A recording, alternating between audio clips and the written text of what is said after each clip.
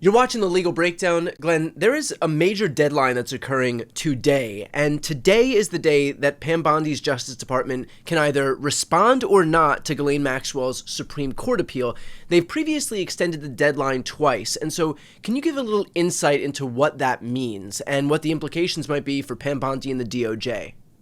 Yeah, so first of all, Brian, procedurally, lots and lots of defendants who are convicted at trial, who have their convictions affirmed on appeal, a lot of them will try to get the Supreme Court to accept their case for review, but it's the tiniest fraction of cases that the Supreme Court actually accepts for review. Usually when there's some big constitutional issue involved, or when there's a dispute between the different federal circuits, like a circuit court of appeals in one federal circuit decided an issue differently than a court of appeals in another federal circuit. So there's now a conflict that has to be addressed by the Supreme Court, but it's a very tiny fraction of the cases. Well, Ghislaine Maxwell, who was convicted of multiple counts and is serving 20 years for her complicity in Jeffrey Epstein's conspiracy and sex trafficking of young girls, she's trying to get the Supreme Court to accept her case for review. Interestingly, as you've said, the Department of Justice has twice said, you know what, Judge, we need more time to respond to Maxwell's request to have the Supreme Court accept her case. Now, that could be something or it could be nothing.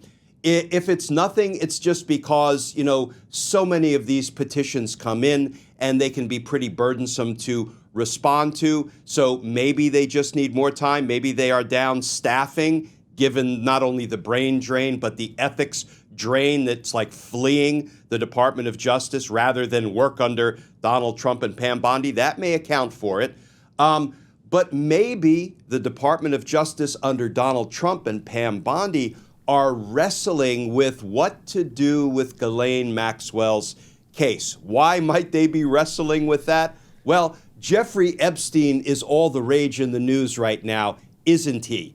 Because, after promising over and over and over again to disclose all of the Epstein files, including Pam Bondi on TV, when asked, are you going to disclose the Epstein client list? She said, it's on my desk right now. The inference being disclosures are coming. And then, of course, she did a 180 and recently said, there's nothing there, nothing to disclose. Well, you know what? You believe that? I've got a bridge I'd like to sell you in New York. I'll throw in a couple of tunnels free of charge. So we don't know exactly what's driving the train at the moment with respect to DOJ saying, we need more time, we need more time, we need more time to respond to Maxwell's request to have the Supreme Court take a third look at her case. But we should know today, because as you said, today is the deadline. They've had 2 delays granted by the court thus far, and today is the deadline. Put up or shut up. Is there an increased incentive for the DOJ to cooperate with Ghislaine Maxwell? Because at this point, if she's coming out and saying that she would love to talk to Congress, or that she's the only person left alive with all of the information that everybody seems to be seeking right now, she can either, talk to members of Congress who may very well sink this administration, or the flip side of that is the administration might have an increased incentive to work with her or to give her something because she's the only person with all of this information that could come out and sink them. And, the other option is she can disappear in very much the same way that Jeffrey Epstein himself disappeared. But I think 2 deaths in prison from people connected to the same case would probably be the only thing that would be even worse for this administration. Yeah, there's so much to unpack there, Brian. Let me start by talking about how things would proceed if we were living in normal times rather than the legal upside down. One of the things I did in my 30 years as a federal prosecutor is I worked with a ton of cooperating witnesses. That's a term of art for somebody who is engaged in criminal conduct themselves, but then they decide, you know what, my best shot at sort of getting out of this with as little jail time as possible is to cooperate with the federal prosecutors and the FBI, provide truthful information about everything I know about the crimes of other people, testify against those other people in the grand jury and at trial, and that will reduce my criminal exposure. It will reduce, most likely, my sentence. That's the way things work in a normal world, in normal times. But as you say, that would mean Maxwell would have to give up incriminating information about, for example, all of Jeffrey Epstein's clients, everybody on that client list. And I've never seen the list, so I can't say who is or is not on that list. But here's the question I'll pose to our viewers, Brian.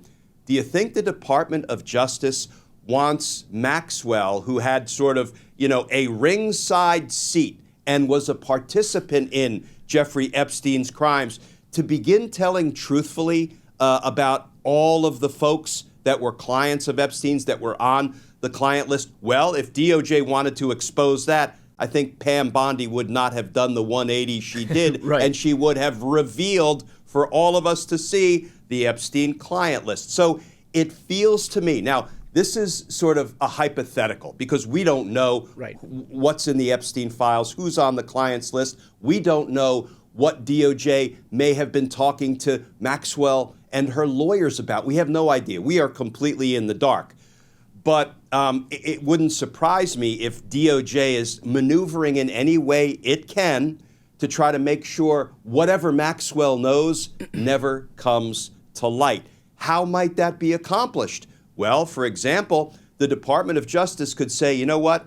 We've taken a look at the brief that Maxwell filed trying to convince the Supreme Court to take her case, and we have assessed that, we don't think she got a fair trial, so we're going to file a motion to dismiss her case post-verdict, even though she was convicted by a jury, sentenced by the trial court judge, and her conviction was affirmed by the Court of Appeals. Now, would that be unusual? Oh, hell yes, it would be unusual. It would feel like they're trying to cover something up and undo her guilty verdict that a jury had entered and an appeals court had affirmed. But they're the Department of Justice. If that's what they choose to do under Trump and Bondi, they can certainly do it. Of course, we have to talk about the P word, and when I'm talking about Donald Trump, that may conjure up a certain word, but I mean pardons, right? Donald Trump could always say, you know what?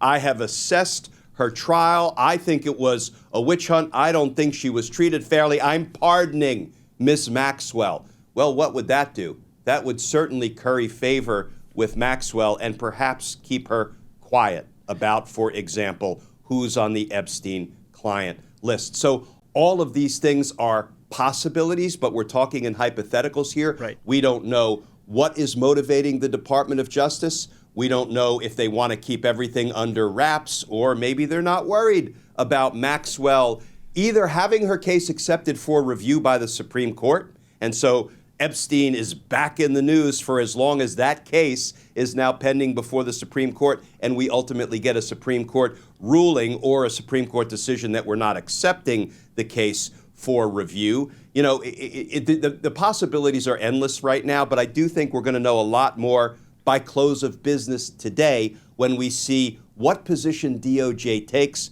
regarding Maxwell's attempt to have the Supreme Court review the Epstein case, review her case of conviction. Well, it wouldn't make any political sense for the DOJ to overtly intervene here, because if the DOJ says, we're gonna vacate the conviction, post-trial, everyone's gonna be like, well, clearly there's a reason that they're doing that, and it's because they've struck up some deal with her and want her to shut up. And so would it be possible for the DOJ to be working with her right now? I mean, they could have been working with her for the last week and basically saying, hey, here's what we're going to do.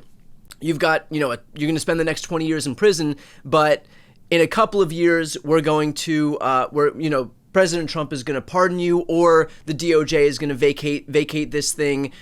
Just just keep quiet now. You've got our word. Your lawyers are right here. You've got our word. We'll make sure that you're out of prison within a couple of years. Could they have been striking up that kind of deal so that they get to avoid the political nightmare that would be doing this stuff in broad daylight while everybody's attention is focused on Epstein and all of this stuff runs red hot, but then also still get to benefit from her kind of keeping her mouth shut?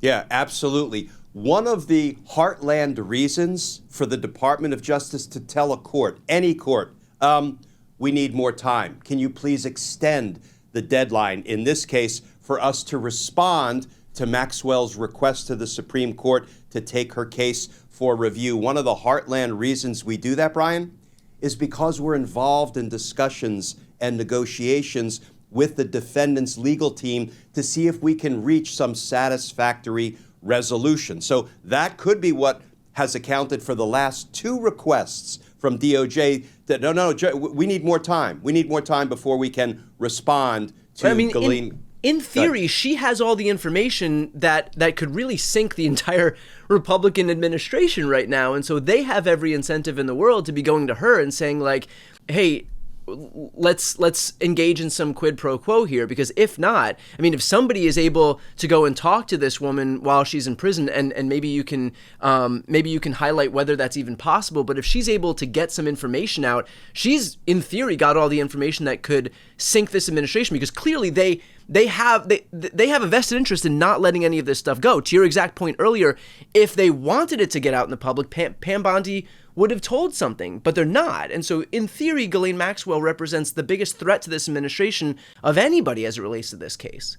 Yeah, and you have to believe there are, enterprising investigative reporters and journalists who perhaps have been trying to get an interview with Maxwell. There are a couple of things that factor into whether they can successfully land an interview. One, obviously, is Maxwell and her legal team, if they're willing to grant somebody an interview. But the other is the Federal Bureau of Prisons can be very restrictive about the inmates and who the inmates can have contact with. They can, for example, put her on lockdown and make it all but impossible for folks from the outside to reach her for purposes of an interview. Now, I haven't read any reporting. I can't say I've done a deep dive in the last couple of years since she was convicted to see if there were journalists who have been trying to land an interview with Maxwell or not. But Brian, let me touch on something else you raised, the possibility of a deferred pardon.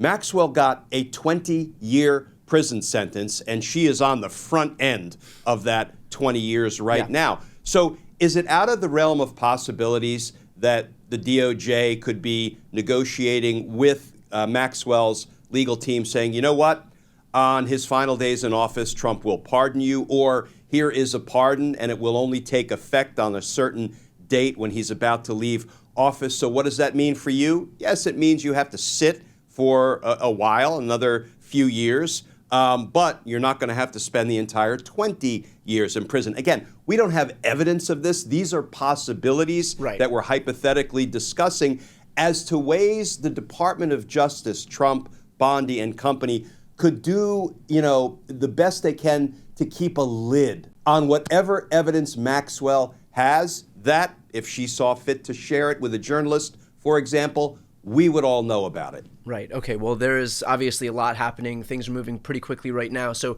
for those who are watching, if you want an update on this specific instance, as well as the broader Epstein case as it continues to play itself out, please make sure to subscribe. The links to both of our channels are right here on the screen. It is completely free to subscribe, and it's the best way to support our work and independent media. I'm Brian Tyler Cohen. And I'm Glenn Kirshner. You're watching The Legal Breakdown.